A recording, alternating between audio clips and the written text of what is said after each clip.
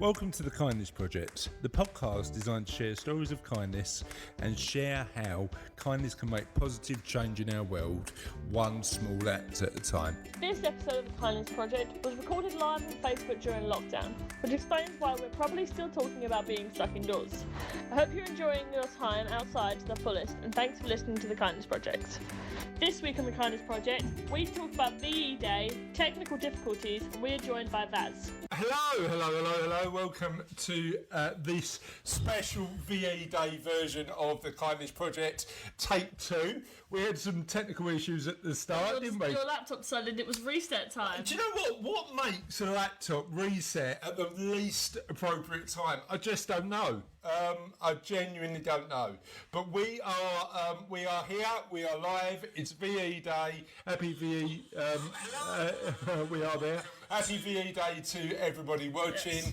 Hope you're doing well. I am joined by a girl who is amazing. That's all I'm going to say this morning. It's Charlotte Dames. And I'm joined by a man who's just come back from his morning run and tells me it's very lovely outside. It is lovely outside. That might be our 2 most boring intros ever. I had one. Oh, right, you can't remember. Yeah, we were. Because I just like. We were kibosh with technical difficulties, I think, and we've also got an amazing guest today who's clearly the most patient lady in the planet because she came on at 9:30 and we just got her wrong. It's Vaz. Hi Vaz, how are you? I'm very well indeed. Good morning to you both. Morning. Right, a couple of things we want to talk about before we actually start the interviews and everything else we need to do. First of all, I want to do the question of the podcast because I want to talk about that. Today's question of the podcast is, what's your favourite memory of a grandparent? Now, what would yours be, Charlotte?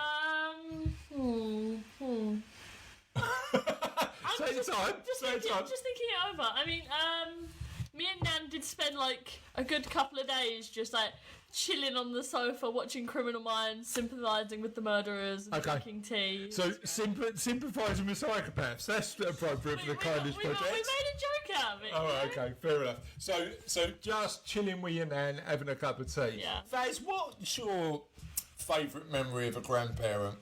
My favourite memory, I think, has to be of my Nan, my mother's mother. Okay. She was blind for much of her adult life.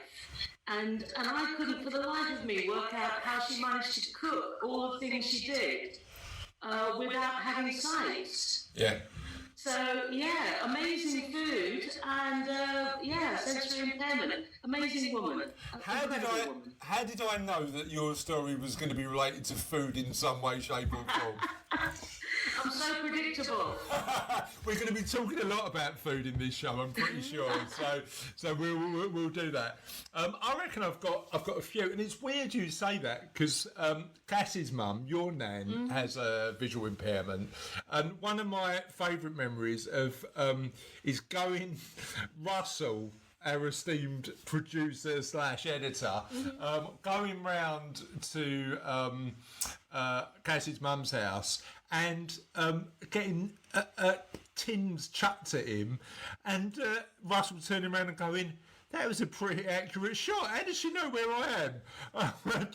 True story. But my favourite memory, I think, of my granddad is he used to take me down to London quite a lot, and one of the things that we used to do is go to the National Gallery, right?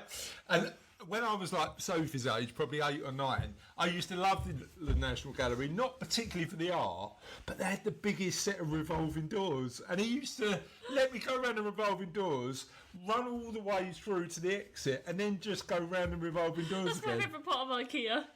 Is it? Revolving doors. I haven't got a favourite part of IKEA. Okay, so that's the question of the podcast. Do you want to let people know where they can get in touch with us? Okay, so if you're currently watching this, welcome to our Facebook page or the watch party for this video, but I'm sure there's some way you can just click on it and it will take you to our Facebook page. But if you're not currently watching this and you're listening to this back from... this is probably from about 3 months ago now if you're listening to this. Yeah, we're still in lockdown, so I don't know when you're listening to it, but we are waiting for the confirmation on what's going to happen. Then you just need to put the Kindness Project podcast in the bar and it comes up. I've tested it several times from several accounts. Yeah. Twitter? At Ola Kindness. And our email is ola@thekindnessproject.co.uk. Our website is www.thekindnessproject.co.uk. And you can listen to all of the amazing episodes. We're about up to about 120 now, not shy of 120, including the amazing original interview or the original couple of episodes with the interview with Vaz, and we're going to be catching up with Vaz today and finding out what she's been up to. A few other things I want to mention. On one of last week's shows, we gave people an update in terms of our new viewers and listeners since we've been doing the Facebook Live. Now, not only have we been voted, and this was a few months ago, the 17th happiest podcast in the world, we are now, and this, I've got something to say about this, Charlotte. I don't think we deserve this, right? Because we are number 42 in the world in philosophy podcasts. You haven't written UK there. No. I'm sorry, that's UK. So we're at 42nd in the philosophy podcast in the UK. I'm really sorry. Socrates was a philosopher, right? Plato was a philosopher. Good men. Voltaire was a philosopher. Chris and Charlotte, not philosophers. Thanks for the vote of confidence, though. We appreciate it. But this is the weirdest thing. This is the icing on the cake. This is the icing on the cake. We got an email from our esteemed editor and producer, Russell, telling us we are now in the top podcast in the USA for comedy. I mean, no, come on, people. Are we that funny? I don't know what this is, but this isn't comedy. This just isn't comedy. This is nonsense. Seinfeld's comedy. I don't know, Peter Kay's comedy. There's loads of comedians, but I'm glad you're enjoying it, and thanks for carrying on watching. The Greeks used to watch two people stand on the stage and insult each other for comedy, so... That's pretty close to what this podcast is. So thank you for watching, and thank you for the new people who've tuned in since we've been going live. Clearly... people like what we do, it's funny, apparently. And we like it. The weird thing is, we've only got that rating since you've been doing that joke at the end. So maybe that's the turning point. I knew I forgot something this morning. Yeah. That's maybe the point. So thank you if you're watching, and thanks for making us unjustifiably one of the top comedy podcasts in America, apparently. That's a weird one. Why we didn't get it in England? So no, maybe the Americans like our quirky style. I don't know. It's a weird one. And one other thing that I want to mention. Got up this morning. Yep. Got ready for my run. Yep. And I get a notification from John Sharman, who decided to nominate me for something called the 3 Egg Challenge. Never heard of it. No. It looks like it involves boiling 2 eggs and then having 1 egg that's not boiled and cracking one. It's like egg Russian roulette that you've got to try and avoid the boiled egg. So 1 in 3 chance. Yeah. So apparently I'm giving that a go. We'll see how that goes. Not too bad. So thank you to Steve for watching us, for Ricky for watching us, Trev's watching us, hi dude, Nick's watching us, and Greg's watching us. Thanks for tuning in. Really appreciate it. Happy VE Day. I think for me it's really important to remember, even though times now are not great, because we're going through something that's quite difficult, the sacrifice that people made all those years ago. I think, we I think today's a day to think about gratitude and think about sort of why we live in a free country and a free society. Vaz, how are you celebrating VE Day? Are you doing anything nice, special, anything different? I think that I'm going to touch base with some friends and family and go for a nice long walk in the sunshine. Right. I think contemplation whilst walking is always a good thing. Mm-hmm. Yeah, you know what? I think you're right. Have you got some nice green space where you are?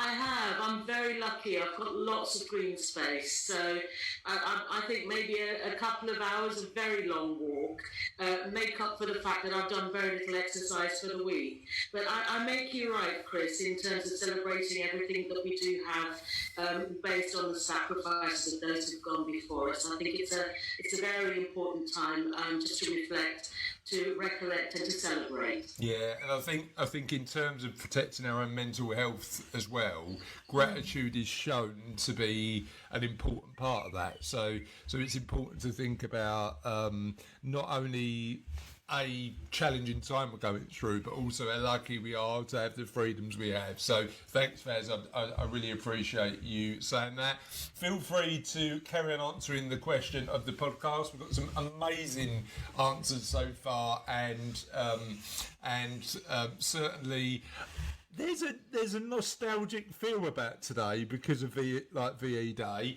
and some of the nostalgia that comes out is amazing. Now, Vaz, I just want to talk to you because when we first met, Charlotte and I came over to Vauxhall Bridge, and I've just got to share this story with our listeners and viewers. I embarrassed myself because I thought I could handle a hot curry.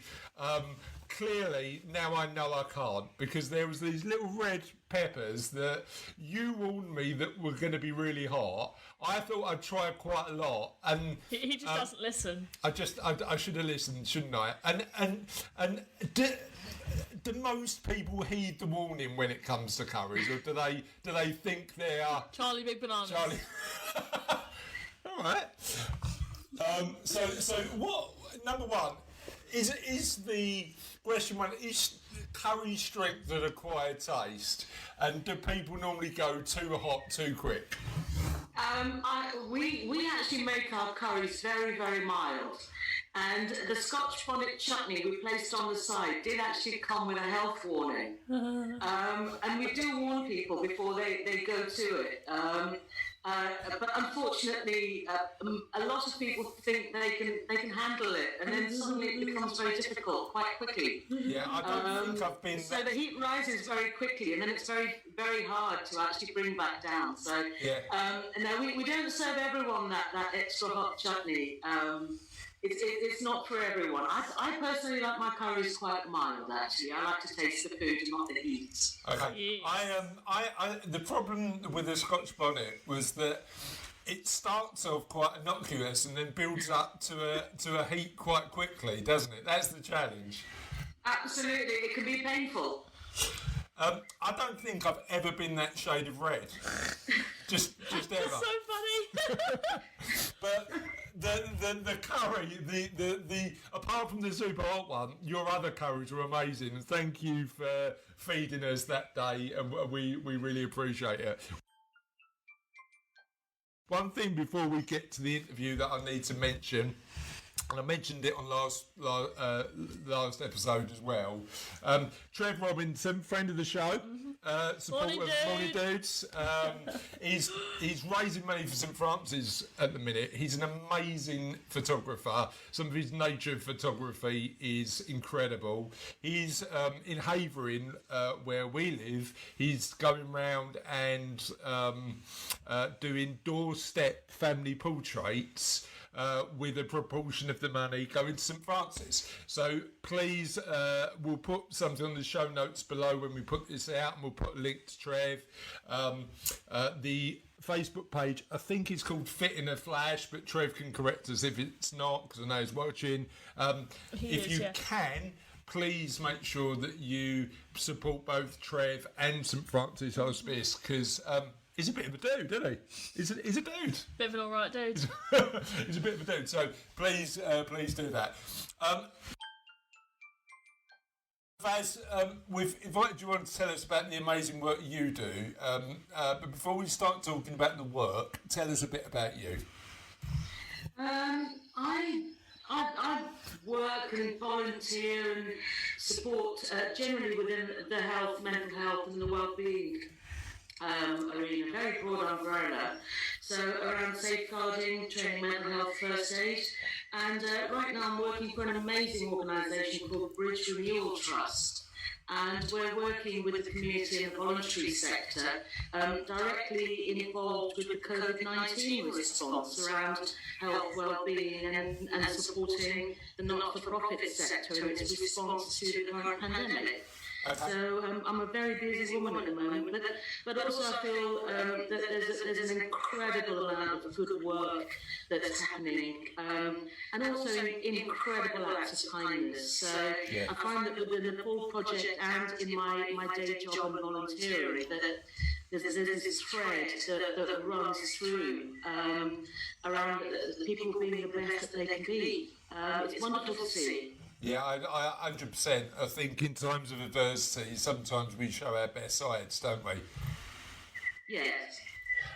We've got, it's interesting, so next week, we've got, I think it's Thursday, we've got a guest coming on from the Havering voluntary sector, the lady who's organising in Havering all of the COVID-19 response for volunteers. And there's thousands of people that have stepped up and asked for help. Is that your experience in the wider space? And where geographically, where are you supporting at the minute?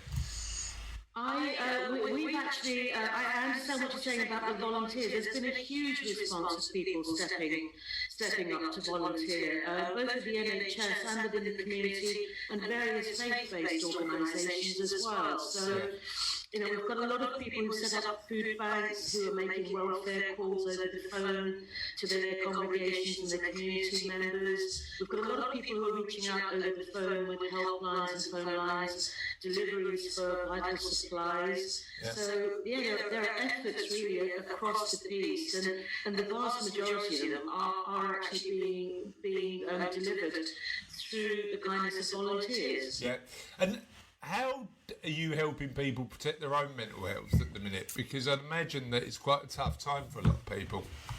Yeah, absolutely. I think one of the main things around protecting one's own mental health, we look at issues around resilience, but also getting a perspective, because these difficult days aren't going to last forever. Yeah. And sometimes I think that the idea of hope and that change will come, things will get better. Sometimes hope, companionship, actually reaching out to friendships and checking on people can really help maintain good mental health. Yeah, great. Maintaining regular routines for the day, waking up, going to sleep at regular times, not having too much news input with doom and gloom all the time, a good diet, exercise, doing things that are fun, learning new things, learning new activities and exercising different parts of your brain, singing, dancing. I should imagine you two do quite a lot of that in your spare time. You're very happy. But generally all of those things around maintaining good mental health that we would do ordinarily when days are good. Yeah, well, they're the same things that apply. Yeah, good diet, nutrition, exercise, fresh air, companionship, new learning, excitement, interest, sleeping patterns. Yes. So, all of those things combined can really make for a more hopeful and optimistic outlook. Yeah. And that can be one of the strongest sort of panaceas to maintaining good mental health. Yeah, 100%. I clearly, singing and dancing, we do, which is great for our own mental health. Not so good for the neighbours, if I'm honest. We had the karaoke machine out last night. James karaoke. Yeah, we do love a bit of karaoke. What was you singing last night? punk rocker, fast car, ironic. Is it ironic that it's good for our mental health but not good for our neighbours? I don't know. So you've come on to tell us about the amazing work. I know you do amazing work in the local community, but you've also got a project that you've run for a number of years now. Tell us a bit about that. Well, we work a project up in the high Himalaya. It's called Daal Bhaat Panni, which essentially means lentils, rice and water. We're we're a direct action volunteering initiative. So none of us are paid, we're all volunteers, and all the resources we raise go straight to the ground in supporting vulnerable elderly people, often with complex needs and disabilities, people who don't have children or other means of support, because in the Himalaya there is no such thing as welfare. We also support around resources, medication, medical testing, but also we support single mums bringing up children on their own. They might have lost their partners to the mountain or to disease. And as you might know, Nepal has had its more than its share of disaster and natural disaster over the last few decades. It's been affected by a number of very difficult times around earthquakes, various epidemics, political unrest. It's one of the poorest countries in the world, and we find that the work that we do there, where it's supported by local people in the communities in the high Himalaya, the Sherpa community, we actually find that with their support and with the support of our volunteers here, we're able to actually make this project work very well together. Every cog in this wheel works together. The project couldn't work without our volunteers on the ground in Nepal, without our volunteers here, and without fundraising efforts, because nobody is remunerated, nobody gets paid. Yeah, and how did your connection with the high Himalayas and Nepal start? It started about 20 years ago. I like to say that those were the days when I was young and stupid and felt that I would live forever. I used to mountaineer. Okay. So I was on a climbing expedition in the Himalaya in 1997. And that's when I met the community up there, the porters, the Sherpas, and the friendships grew and they continued, and I carried on visiting, and with every trip different things would present, different issues would present, and I'd be asking questions about, what people were eating and how they managed to get food to those altitudes, and what happened when you became ill, what were the rights of women, how did children go to school and get an education, or what happened to older people or people with disabilities, what happened to people with mental health issues. So lots of questions I had as I was visiting and revisiting, and every time there were questions, there appeared to be certain needs identified that we could actually do something about. Yeah. We'd never be able to address all of it, but I found that together we could find ways of chipping away at a solution that could make a difference to the lives of people. So the project evolved organically, really, based on the needs on the ground and responsive in a really collective way. So yes, every year the project looks a little bit different. Yeah, and continues to evolve over time, right? I mean, what's happening in that part of the world in the current situation? Have you heard from anybody over there while you've been in lockdown? Absolutely. I hear on a regular basis, about 5 times a week. So I get a series of videos, I have conversations on Viber, I get photos sent through. Essentially, the country is in lockdown. The banks are open only a few hours a day. Contact has been limited in Kathmandu quite severely, but up in the mountains, all tourism has stopped. So there is no income for porters, Sherpas, families. there's no income whatsoever, and where there's no income, there's no money to buy food. Yeah. And the other thing that's also happened, compounding the lockdown in the Himalaya, is that they've had some really strange unseasonal weather. So we've had a series of snowstorms at a time when it should be spring. It should be the time for planting potatoes, so that we've got a harvest for later in the summer, for eating through the winter.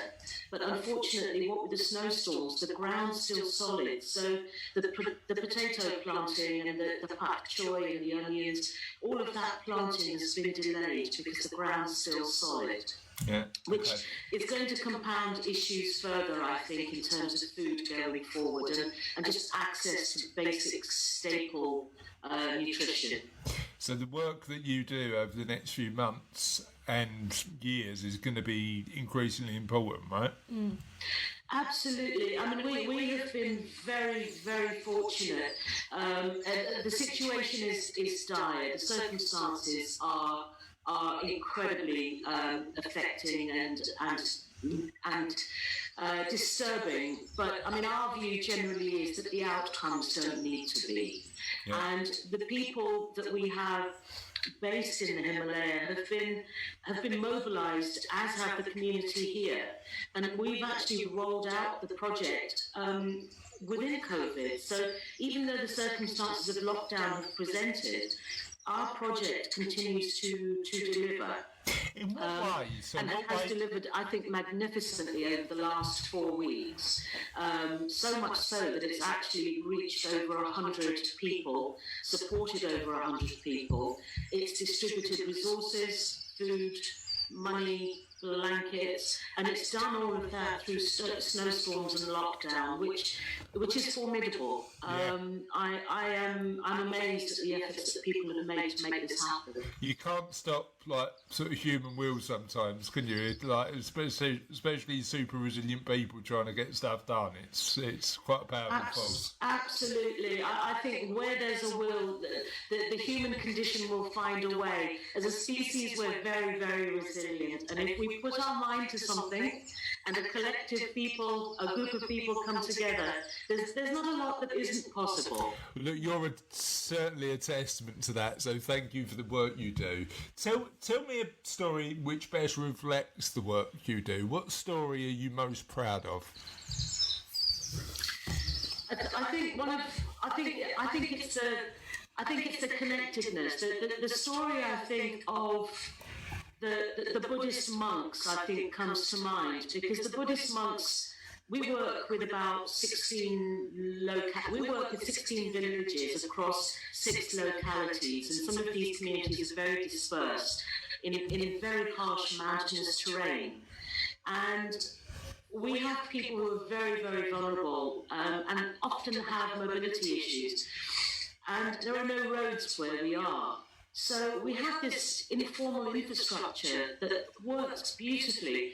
We have these monks from about 6 different monasteries who, on their travels, will identify people and let us know where the most vulnerable people are. Because oftentimes, the ones who are the quietest are the ones most in need, and you don't see them.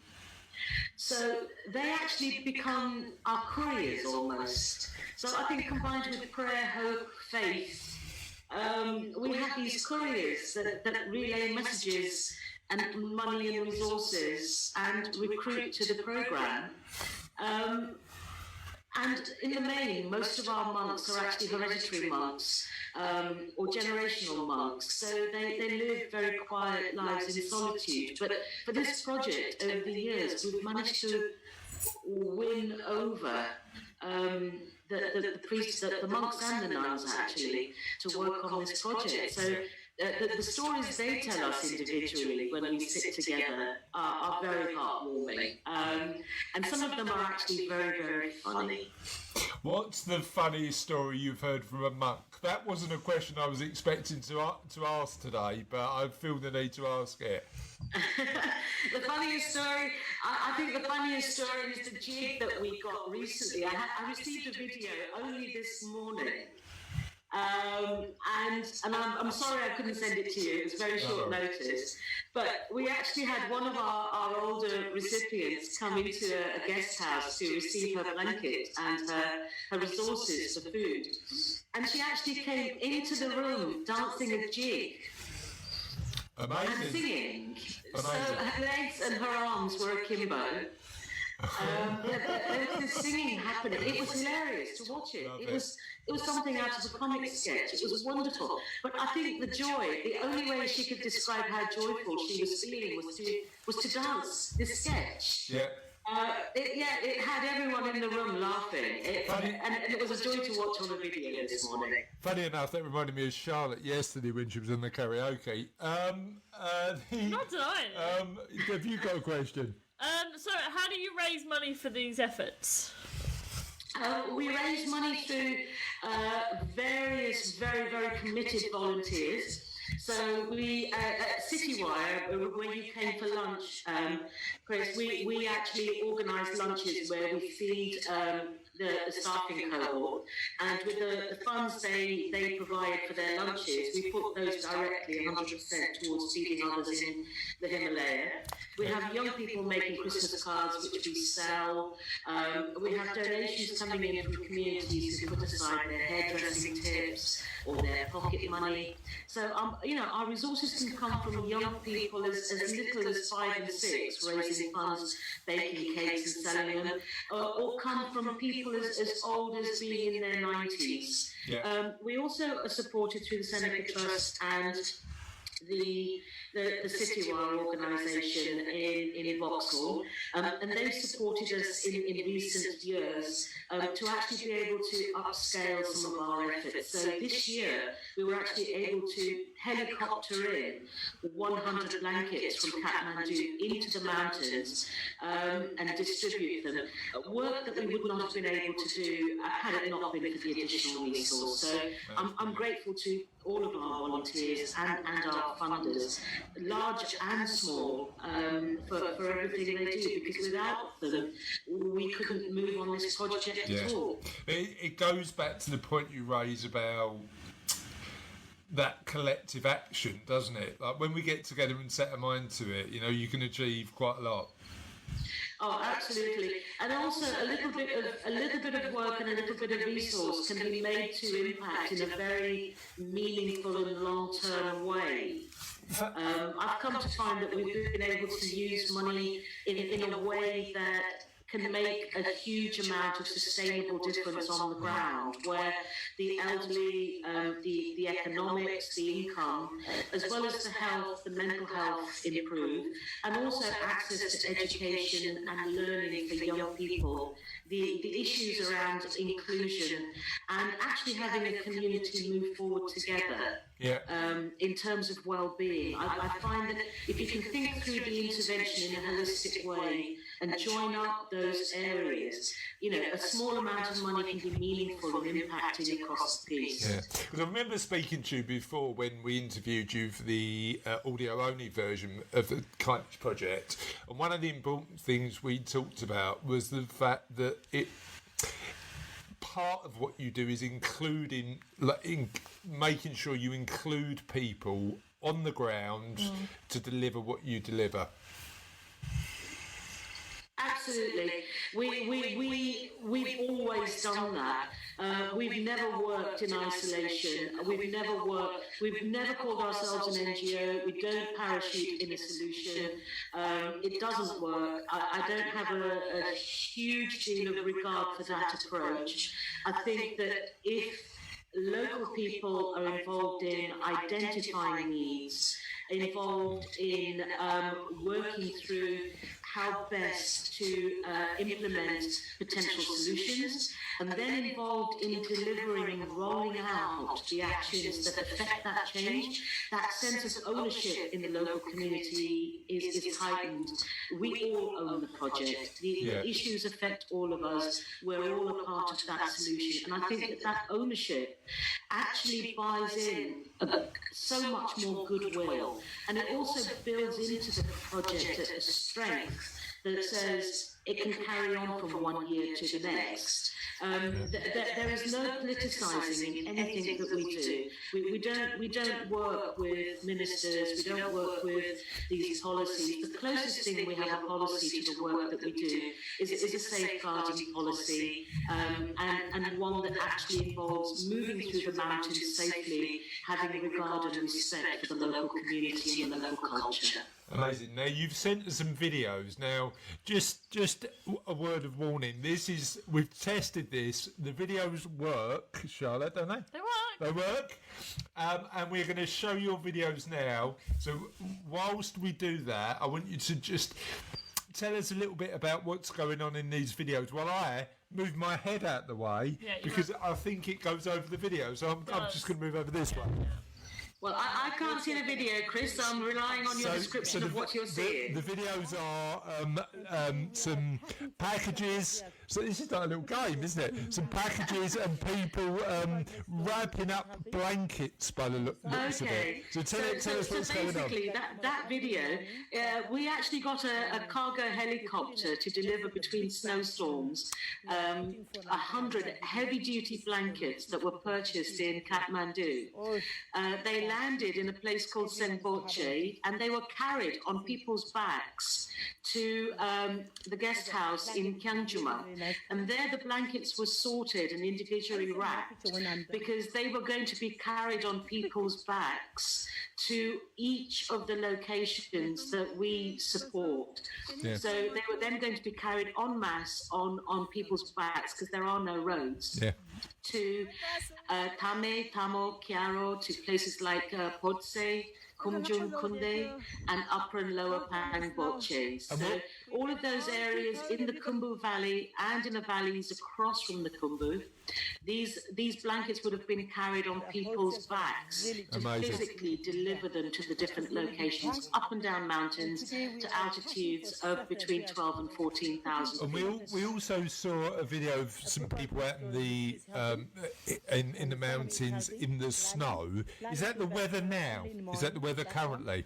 That's the weather currently. The temperature in Namchi Bazaar last night was minus 11. They had a flurry of snow yesterday and the day before. So absolutely, it is current. They've had snow on and off for months now. And like I say, it's very unseasonal. We put it down to global warming because right now it should be spring and it should be planting potato time.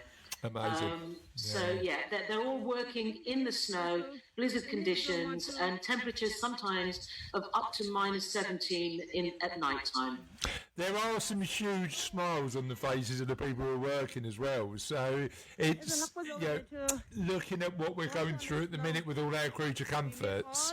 If you can stay positive in that sort of environment, then surely we can too, right? And potentially support the amazing work you do. I think the value of let's bring home the value of a blanket.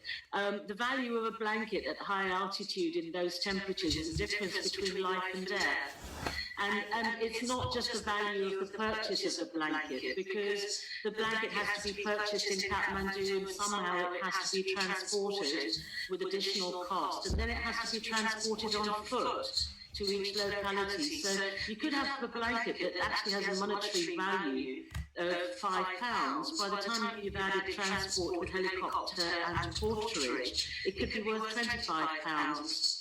Yeah. But as you say, how can you put a price on somebody's life? Absolutely. And the blankets that we've sourced this year are actually excellent. They are superb heavy-duty blankets. And all of our porters were also given a blanket this year as well, for the simple reason that they were doing all the porterage in those temperatures with snow on the ground, with heavy weights on their backs. And knowing that the economy is slowing with tourism down, we wanted to ensure that the porters were remunerated this year fairly, with as many days as we could offer by way of work, and also given a blanket to take back to their homes at the end of their shifts with this particular piece of work. So we're trying to spread the love as far as we can in practical and meaningful ways. Okay, so where can people find more out about you and your organisation?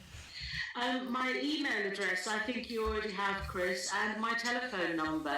So, if anybody has any interest in finding out more about the work that we do, I would like to share the story and forward on various reports or to give more detail about how people might be able to support us either through funds or with voluntary effort, or with any ideas in terms of fundraising that we could do in the future to be able to work forward. We're always on the lookout for skills. Okay, amazing. I've got somebody that I'm going to introduce you to, so expect an email from me directly as soon as we're done, because I think this particular lady shares certain values and certain hopes, so I'll make that introduction for you. And we'll put details on the show notes of your organisation, Vaz, so other people can help. That's lovely, Chris. Thank you very much. No worries. And can I just say, we've got in our... you've probably been doing the same. I've been doing loads and loads of Zoom meetings and video meetings, and like our background's a picture of you and Sophie, isn't it? A photo of you and Sophie. I've seen so many bookshelves over the past couple of weeks because people have got bookshelves in their background. I've never seen... Excuse me, I don't know what happened there. I've never seen a bush. So thank you for including a... Is that a bush or is that a tree? Looks like a bunch of trees. Is it a bunch of trees? It's a bunch of trees, Chris. And if you look carefully, you might be able to see the Tibetan prayer flags there as well. Oh, amazing. We like it. Cheer myself up. Yeah, that's really good. So what I'm going to do is share some of the answers we've had for, I think it was a bush, I don't know. Well, some of the answers we've had for question of the podcast, which was, what's your favourite memory of your grandparents? Daniel, and I love these, I just absolutely love these. Daniel Sewell said, when I was little, I used to have sleepovers all over, my nan and granddad's all over the place, all the time. Every morning my nan would wake me up asking if I wanted tea in bed. Nan and Grandad would return about 10 minutes later, and Grandad would always sneak tea biscuits upstairs in his dressing gown pocket. We'd all get back into bed together to drink our morning tea, and literally every time Nan and Grandad would have a jokey argument about the tea, biscuits, and the fact that it wasn't a suitable breakfast. I love that, absolutely love that. Bit cheesy, but that's what parents and grandparents do. And I know, just one thing I want to raise, on a previous version of the Kindness Project, somebody compared me, because I am this cheesy, to Ali G, right? You don't know who Ali G is. I'm more David Brent, thank you. Commenter. Tamsin Gaines, my grandparents, you need to Google Ali G. Tamsin Gaines said, my parents lived in a tiny village in South Wales when I was a child. I always used to go with my grandpa to walk the dog, and my grandma would tell us not to pick the blackberries because they'd stain my grandpa's coat. Would return with bulging pockets full. I like that. A bit of rebellion. We like that. Alan Kaz has kept it simple. What he remembers about his grandparents is sherbet lemons. And producer of the show, Russell Dames, has commented with my dad's nan, and I'm sure we're not alone on this, had a larder, right? They had a cupboard, and basically it was full of wagon wheels. So every time we used to go round there, we used to knock on the door, and it was the door was open. It was like, come with me. We're going into the cupboard, and we used to have like a Twix and a wagon wheel and stuff like that.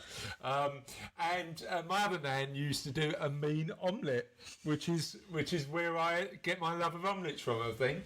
Alice Joy said, my grandma let me make mixtures in the kitchen, concoctions of flour and porridge, etc.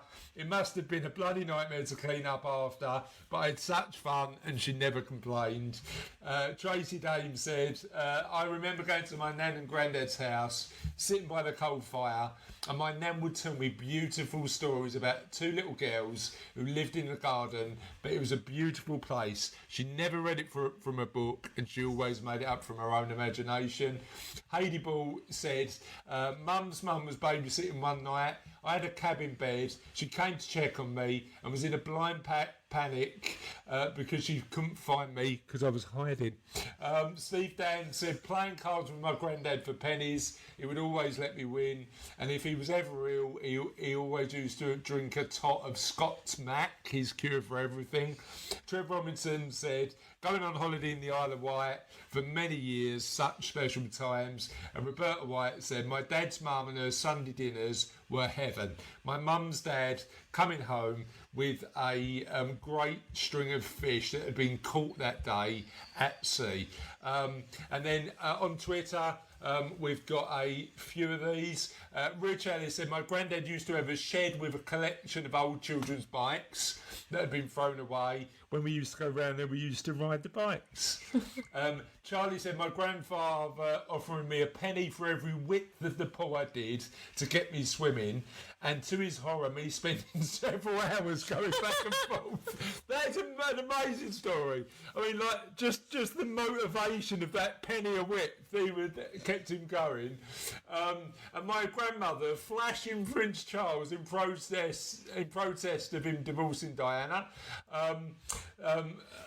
The time my grandmother told me I would never get married because I'm fat, and guess what? I got married fat. Okay, well, thank you for that one.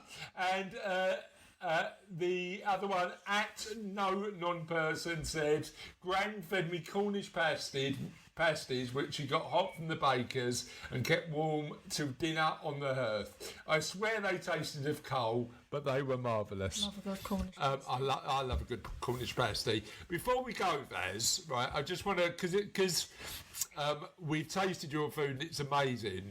What is the best curry you've ever had? Oh gosh, now that's a tough question. What is the best curry I've ever had? Okay, South India in Kerala. Yeah. And it's a curry. It's a type of a thoran, which means it's a type of dry curry, and it's dry and it's almost stir fried, but it's made out of baby jackfruit. Okay. And it takes about a day to prepare, and it is divine. Amazing. We'll look that up. Do you remember what it was called? It's called chakatoran. I'm not going to pronounce that because I'm known to butcher. But it is beautiful. I think South Indian cuisine is gorgeous. Yeah, well, I think it's all that coconut milk and yeah. Yeah, Sri Lanka. I mean, I've never been to South India, but we went to Sri Lanka a few years ago, and that was an amazing place. So I 100% agree. Thank you for joining us. I really appreciate you coming on and spending the time. And for everybody who's watching or listening again, have a lovely day today.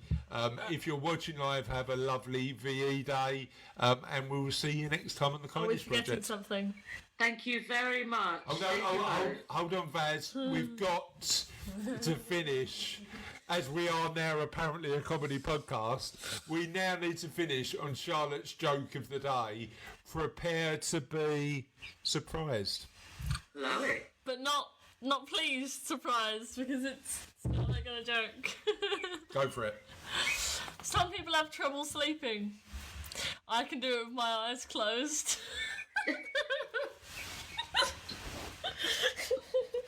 Vaz, I did hear a slight laugh there. Please don't do that. It encourages us. You've got a shaking of the head. It's one of those knock knocks, you know. And on that note, now I'm getting worse. Have a lovely day, and we'll see you next time on the Kindness Project. Bye. Bye.